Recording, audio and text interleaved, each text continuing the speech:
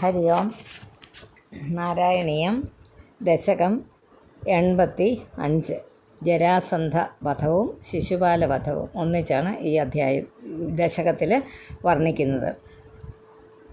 തതോ മഗധ ഭൂഭൃത ചിരനിരോധ സംക്ലേശിതം ശതാഷ്ടകയുതായുധ ദ്വിതയമീശ ഭൂമിഭൃതാം അനാഥശരണായതേ കമപി പൂരുഷം പ്രാഹിണോത് അയാചത സമാഗത ക്ഷപണമേവ കിം ഭൂയസാം. ശത അഷ്ടക യുധായുധ ദ്വിതയമീശ എന്നാണ് വാക്കുകൾ. രണ്ടാമത്തെ ലൈൻ അതൊന്നിച്ച് വായിച്ചാൽ ശതാഷ്ടക യുധായുധ ദ്വിതയമീശ ഭൂമിഭൃത അങ്ങനെയാകും. ബാക്കി അയാചത എന്നാക്കണം. പ്രാഹിണോത് അയാചത ദാ വെട്ടിയിട്ട്. യയാസുരഭിമാഗധം തദനു നാരദോദീരിതാത് നാരദ ഉദീരിതാത് ആണ് നാരദോദീരിരാത് ആയത്. യുധിഷ്ഠിരമഘോദ്യമാദുഭയകാര്യ പര്യാകുലഃ യുധിഷ്ഠിര മഘോദ്യമാത് ഉഭയകാര്യ യുധിഷ്ഠിരമഘോദ്യമാത് ഉഭയകാര്യ പര്യാകുല. വിരുദ്ധ ജൈനോധ്വരാത് ഉഭയസിദ്ധിർ ഇതി വിരുദ്ധ ജൈനോധ്വരാത് ഉഭയസിദ്ധിർ ഇത്യുദ്ധവേ ശശംസുഷി നിജൈ സമം പുരമിയേധ യൗധിഷ്ഠിരീം. നമ്മൾ വായിച്ചേക്കാം. യയാസുരഭിമാഗധം തദനു നാരദോദീരിതാത് യുധിഷ്ഠിരമഘോദ്യമാത് ഉഭയകാര്യ പര്യാകുല. വിരുദ്ധ ജൈനോധ്വരാത് ഉഭയസിദ്ധിരിത്യുദ്ധവേ ശശംസുഷി നിജൈ സമം പുരമിയേധ യൗധിഷ്ഠിരീം. അശേഷ ദയിതായുതേ ത്വയി സമാഗതേ ധർമ്മജോ വിജിത്യ സഹജൈർമഹീം ഭവദപാംഗ സമ്മർദ്ദിതൈ. ഭവദ അപാംഗ സമ്മർദ്ദിതൈ ഇതാണ് വാക്ക്. ഭവദപാംഗ സംവർദ്ധിതൈ ശ്രിയം നിരുപമാം വഹൻ അഹഹ ഭക്തദാസായിതം ഭവന്തമയിമാഗധേ പ്രഹതിവാൻ സ ഭീമാർജുനം. അശേഷദയിതായുതേ ത്വയി സമാഗതേ ധർമ്മജോ വിജിത്യ സഹജൈർമഹീം ഭവദപാംഗ സംവർദ്ധിതൈ ശ്രിയം നിരുപമാം വഹൻ അഹഹ ഭക്തദാസായിതം ഭവന്തമയിമാഗധേ പ്രഹിതവാൻ സ ഭീമാർജുനം. ഗിരിവ്രജപുരം ഗദാസ്തദനു ദേവയൂയം ത്രയോ യയാച സമരോത്സവം ദ്വിജമിഷേണ തം മാഗധം. അപൂർണസുഹൃദം ത്വമും പവനജേന സംഗ്രാമയൻ നിരീക്ഷ്യ സഹജിഷ്ണുനാ ത്വമപി രാജയുദ്ധ്വാ സ്ഥിതഃ. ഇത് പ്രത്യേകിച്ചൊന്നും സമസ്ത പദങ്ങളൊന്നുമില്ല. അശാന്ത സമരോദ്ധതം വിടപ പാടനാസജ്ഞയാം. വിടപ കഴിഞ്ഞ് കോമായിട്ടു. അശാന്ത സമരോദ്ധതം വിടപ പാടനാസജ്ഞയാ നിപാത്യ ജരസസുതം പവനജേന നിഷ്പാടിതം. വിമുച്യ നൃപതീന്മുദാ സമനുഗൃഹ്യ ഭക്തിം പരാം ദിദേശിതഗതസ്പൃഹാൻ അപി ച ധർമ്മഗുപ്ത്യൈ ഭുവാ. പ്രചക്രുഷി യുധിഷ്ഠിരേ തദനുരാജസൂയാധ്വരം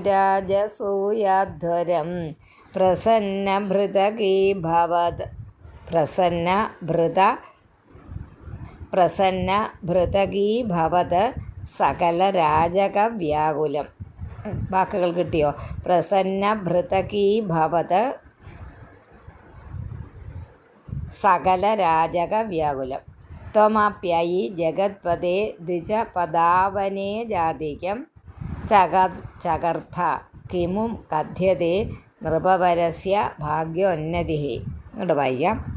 പ്രചകൃഷി യുധിഷ്ഠിരേ തദനുരാജസൂയാധ്വരം പ്രസന്നഭൃതകീ ഭവത് സകലരാജകവ്യാകുലം ത്വമപ്യയി ജഗത്പദേ ദ്വിജപദാവനേ ജാതികം ചകർഥ കിമു കഥ്യത്തെ നൃപവരസ്യ ഭാഗ്യോന്നതി. തതസവനകർമ്മണി പ്രവരം അഗ്രപൂജാവിധിം തതസവനകർമ്മണി വിധിം തതസവനകർമ്മണി പ്രവരമഗ്രപൂജാവിധിം വിചാര്യ സഹദേവവാഗനുഗത ധർമാത്മജ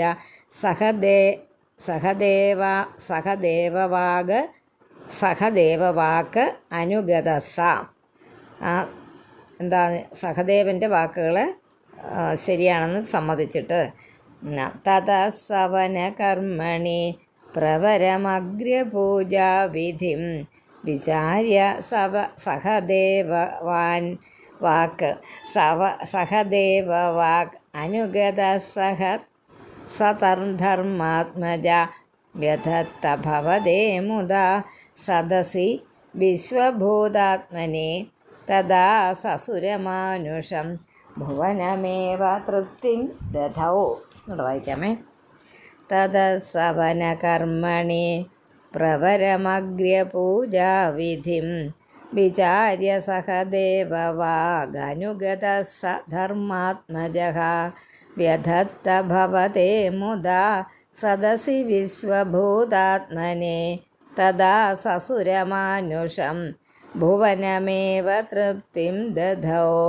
തതഃ സപദി ചേദിപോ മുനിനൃപേഷു തിഷ്ടൽ സ്വഹോ സഭാജയതി കോ ജഡ പശുപദുർദുരൂഢം വടും ഇതി ത്വയി സദുർവചോ വിതതിമുദ്വമന്നാസനാത് ഉദാപദുദായുധ സമപതൻ അമും പാണ്ഡവ.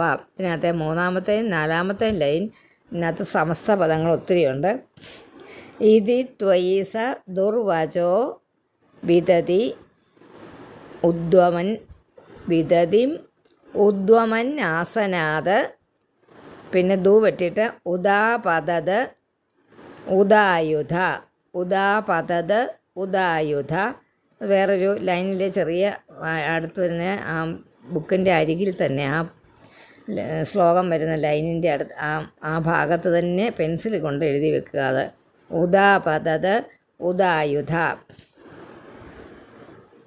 അപ്പോൾ ശരിയാകും. സമപതന്നമും പാണ്ഡവ നിവാര്യ നിജപക്ഷഗാൻ അഭിമുഖസ്യ വിദ്വേഷിണഃ. പിന്നെ സ വെട്ടിയിട്ട് ത്വമേവ ജഹൃഷേ ശിരോ ധനുജ ദാരിണ സ്വാരിണാം ജനുസ്ത്രിതയ ലബ്ധയാ സതത ചിന്തയാ ശുദ്ധദീഹി. പിന്നെ സ വെട്ടിയിട്ട് ത്വയാ സ പരമേകതാം അധൃതയോഗിനാം ദുർലഭാം. എന്നുടെ നിവാര്യ നിജപക്ഷഗാൻ അഭിമുഖസ്യ വിദ്വേഷിണഃ ത്വമേവ ജഹൃഷേ ശിരോ ധനുജദാരിണ സ്വാരിണാം ജനുത്രിതയ ലബ്ധയാ സതത ചിന്തയാ ശുദ്ധതി. പിന്നെ സ വിട്ടിട്ട് ത്വയാ സ പരമേകതാമാധൃത യോഗിനാം ദുർലഭം തതസ്സു മഹിതേ ത്വയാ ക്രതുവരേ നിരൂഢേ ജനോ യയൗ ജയതി ധർമ്മജോ ജയതി കൃഷ്ണ ഇത്യാലപൻ ഖലസതു സുയോധനോ ധുതമനാസപത്നശ്രിയ ധുതമന സപത്നശ്രിയാ ധുതമന സപത്നശ്രിയാ ഖലസതു സുയോധനോ ധുതമന സപത്നശ്രിയാ മയാർപ്പിതസമാമുഖേ സഭാമുഖേ സഭാമുഖേ സ്ഥലജലഭ്രമാദ അഭ്രമീത് സ്ഥലജലഭ്രമാദ അഭ്രമീത്. കിട്ടിയ വാക്ക്? തദസ്വമഹിതേ ത്വയാ ക്രതുവരേ നിരൂഢേ ജനോ യയൗ ജയതി ധർമ്മജോ ജയതി കൃഷ്ണ ഇത്യാലപൻ ഖലസതു സുയോധനോ ധുത മനാസപത്നശ്രിയാ സഭാമുഖേ സ്ഥലജലഭ്രമാദഭ്രമീത് സഭാമുഖേ സ്ഥലജലഭ്രമാദഭ്രമീത്. തദാഹസിതമുദ്ധിതം ദ്രുപദ നന്ദനാ ഭീമയോർ അപാംഗകലയാ വിഭോ കിമപി താവദുജൃംഭയൻ ധരാഭരനിരാകൃതൗ സപദി നാമബീജം വപൻ ജനാർദ്ദന മരുത്പുരീ നിലയ പാഹി മാം ആമയാൻ നാരായണാഖില ഗുരോ ഭഗവൻ നമസ്തേ. തഥാ ഹസിതമുദ്ധിതം ദ്രുപദനന്ദനാ ഭീമയോർ അപാംഗകലയാ വിഭോ കിമപി താവദുജൃംഭയൻ ധരാഭരനിരാകൃതൗ സപദി നാമബീജം വപൻ ജനാർദ്ദനമരുത്പുരീ നിലയ പാഹിമാ മാമയോ. ഇതിനകത്ത് അവസാനത്തെ ശ്ലോകത്തിനകത്ത് എഴുതിയിരിക്കുന്നതെന്ന് മനസ്സിലായോ?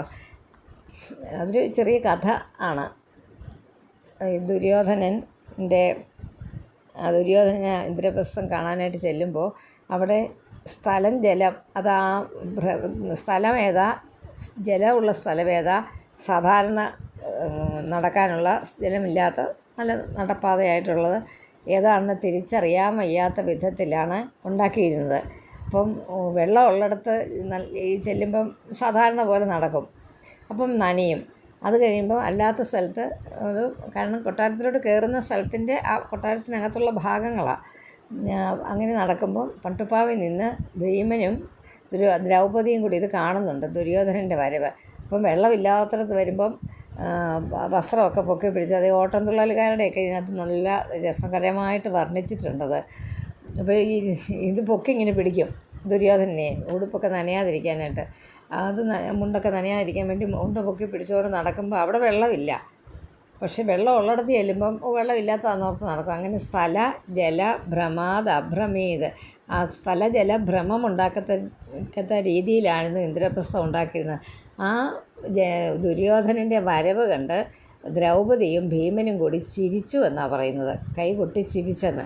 അന്ന് ആ വൈരാഗ്യം ആരുടെ ദുര്യോധനൻ്റെ മനസ്സിലുണ്ടായി, ഇവളെ ഞാൻ കരയിപ്പിക്കും, ഇവളുടെ ഈ ചിരി ഞാൻ നിർത്തും, ഇല്ലാതാക്കുമെന്ന് അന്നൊരു മനസ്സുകൊണ്ടൊരു ശപഥം എടുത്തിരുന്നു ദുര്യോധനൻ എന്ന് പറയുന്നുണ്ട്. സത്യത്തിൽ അതൊരു പറഞ്ഞു വരികയാണെങ്കിൽ അതൊരു ശരിയായ കാര്യമല്ലേ.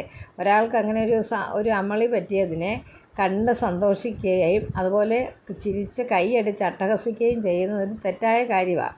അപ്പോൾ അത് ഒരു കളിയാക്കലാണ്. ഒരു സ്ത്രീകൾ പ്രത്യേകിച്ച് അത് ചെയ്യാൻ പാടില്ലാത്തതാണ് അന്നത്തെ കാലത്ത്. ഇപ്പോഴും അങ്ങനെ തന്നെ നമ്മളൊക്കെ നമ്മുടെ കുട്ടികളെ പറഞ്ഞ് പഠിപ്പിക്കുന്നതല്ലേ അങ്ങനെ.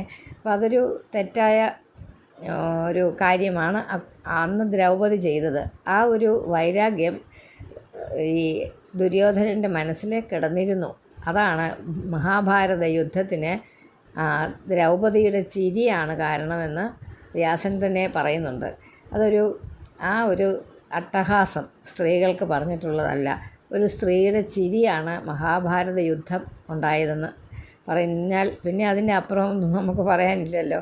ഒരു സ്ത്രീകൾ ഇച്ചിരി ഒതുങ്ങി നിൽക്കുന്നത് നല്ലതെന്നാണ് അന്നും ഇന്നും എന്നും പറയുന്നത്, എന്നും ഉണ്ടാകുന്നത്. കാരണം സ്ത്രീകൾ എവിടെ ഏത് ഇപ്പോൾ അഭിപ്രായ വ്യത്യാസമൊക്കെ ഉണ്ടാകാം, ഒരുപാട് ഇവിടെ ഉണ്ടല്ലോ ആക്ടിവിസ്റ്റുകൾക്കൊക്കെ നമ്മളീ പറയുന്നത് ശരിയല്ല എന്ന് പറയുന്നുണ്ടാകാം. പക്ഷേ എവിടെ സ്ത്രീകൾ അധികം ഭരിക്കുന്ന ഒരു രീതി വരുന്നോ അവിടെ നശിച്ചാണ് കാണപ്പെടുന്നത്. തീർച്ചയായിട്ടും അങ്ങനെ തന്നെയാണ്. വെളിയിൽ നിന്ന് കാണുന്നവർക്കും അതൊരു അപാകതയായിട്ട് തന്നെയാണ് തോന്നുന്നത്. അത് ഞാനത് പറയുന്നതിന് എനിക്കൊരു മടിയുമില്ല. നിങ്ങളത് ഇത് പുരുഷന്മാരും കേൾക്കുന്നുണ്ടെന്നറിയാം, പലപ്പോഴും കേൾക്കാൻ സാധ്യതയുണ്ട്. പക്ഷേ സ്ത്രീകൾക്ക് അത് കേൾക്കുമ്പം അത്ര ഇഷ്ടപ്പെട്ടൊന്നും വരില്ല. സ്ത്രീകളാണല്ലോ ഇത് കേൾക്കുന്നത്. സ്ത്രീകൾക്ക് അവരെ തന്നെ ഞാനൊരു സ്ത്രീയാണ്, അപ്പം അതുകൊണ്ടാണ് പറയുന്നത്. അതുപോലെ തന്നെ രാമായണത്തിൻ്റെ കഥ ഇന്ന് 1-ാം തീയതിയാണ്, കർക്കിടക മാസം.